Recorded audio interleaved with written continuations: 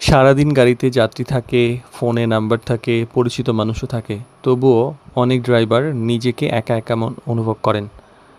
তো একাকিত্ব মানে শুধুমাত্র একা থাকা তা নয়। অনেক সময় মানুষের আশেপাশে থেকেও অনেক মানুষ থাকে কিন্তু নিজের মনের কথা বলার মতো আসলে কাউকে খুঁজে পাওয়াটা কঠিন হয়ে যায়।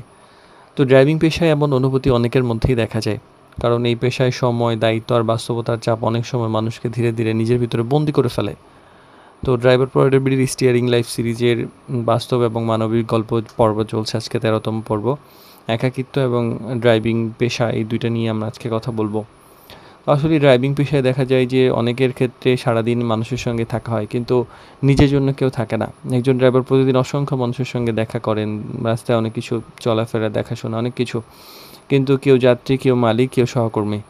কিন্তু এই সম্পর্কগুলো বেশিরভাগই দেখা যায় যে কাজকেন্দ্রিক। দিন শেষে নিজের অনুভূতি ভাগ করার মতো বা এই অনুভূতি নিয়ে আলোচনা করার মতো, কথা শোনার মতো ওইরকম মানুষ অনেকেরই থাকে না। আবার সময়ের অভাবে অনেক সম্পর্ক দুর্বল হয়ে যায়। বন্ধুদের আড্ডা, আত্মীয়দের খোঁজখবর, সামাজিক অনুষ্ঠান এইসব থেকে অনেক ড্রাইভার দেখা যায় ধীরে, ধীরে সরে যান। ইচ্ছা থাকলেও অনেকের সময় মেলে না। একসময় দেখা যায় যে পরিচিত মানুষ আছে কিন্তু ঘনিষ্ঠ মানুষ কমে যায়। কিছু কথা শুধু নিজের মধ্যেই থেকে যায়। প্রতিটি মানুষেরই কিছু চিন্তা, ভয়, কষ্ট, স্বপ্ন এগুলো থাকে। কিন্তু ড্রাইভার আসলে এমন অবস্থায় থাকেন যেখানে এসব নিয়ে কথা বলার সুযোগ কম। দেখা যায় সপ্তাহে ৬ দিন ডিউটি, এর মধ্যে ডিউটি শেষে আইসা খাওয়া-দাওয়া, ঘুম। তো নিজের অনুভূতিগুলো আসলে মনের ভিতরেই ওইভাবে জমা থাকে।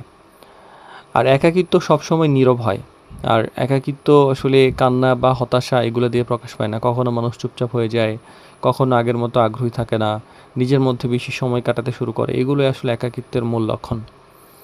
তো আসলে নিজের জন্য মানুষ দরকার। যেমন গাড়ির জন্য জ্বালানি লাগে, তেমনি মানুষের জন্য কিন্তু মানসিক শক্তি দরকার। আর এই শক্তি অনেক সময় আসে পরিবারের সঙ্গে কথা বলে, পুরনো বন্ধুদের সঙ্গে যোগাযোগ করে, নিজের অনুভূতি শেয়ার করে, এইসব থেকে। তো একজন মানুষ আসলে অনেক মানুষ আছে ড্রাইভার হিসাবে যে মনে করেন একাই হয়তো আমাকে লড়তে হবে। তো এইটা সবসময় সত্য না। তো মানুষ আসলে একা, একা বাঁচতে পারে না। বরং সেক্ষেত্রে তার বাস্তব কথা বলা, সাহায্য চাওয়া, নিজের অনুভূতি অন্যের সঙ্গে প্রকাশ করা এগুলো দুর্বলতা নয়। এগুলো করা উচিত। এটাতে আরও শক্তিশালী অনুভব করা যায়।